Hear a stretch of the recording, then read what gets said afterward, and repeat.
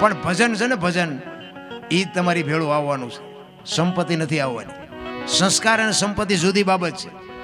એક લખવું હોય તો લખી લેજો, તમારી પાસે સંસ્કાર છે ને તો વહેલી મોડી સંપત્તિ આવે, સંપત્તિ હોય તો વહેલા મોડા સંસ્કાર આવે એવો વ્યામમાં ન રહેતા.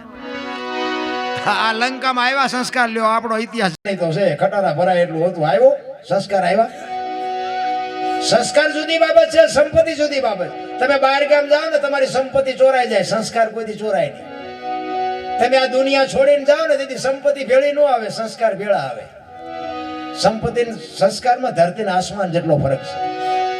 પણ જીવન મળ્યું છે, મને તો એમ થાય કે સ્વર્ગ જેવી દુનિયા મળી છે.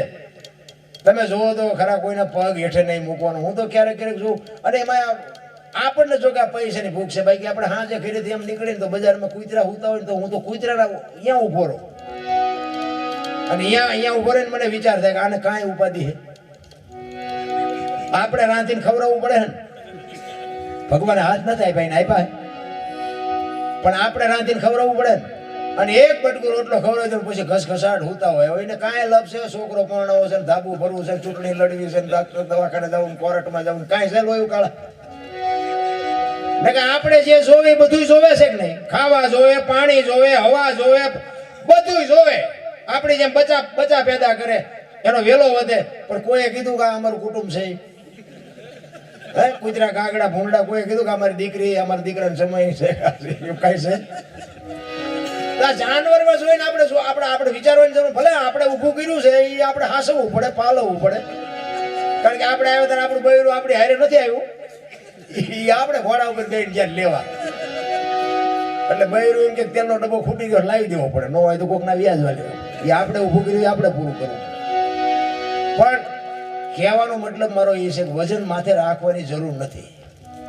વજન છે ને એને હોપી દો, એને બધી ખબર છે. કીડીને કણ, હાથીને મણ, 1000 હાથ વાળો બધું દીધા કરે છે.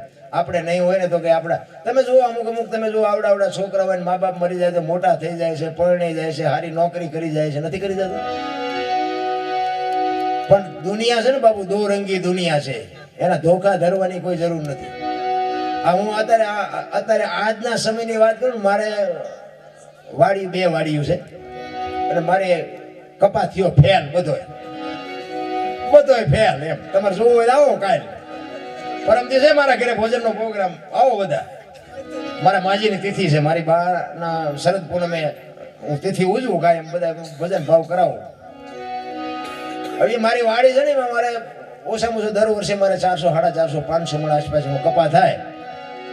હવે 50 મણ ન થયો, એટલે આમ રસ્તા ઉપર છે વાડી મારી. એટલે ત્યાંથી બધા નીકળે ને, એ કે આમ કેમ? મેં કીધું આ ભજન નો કરતા,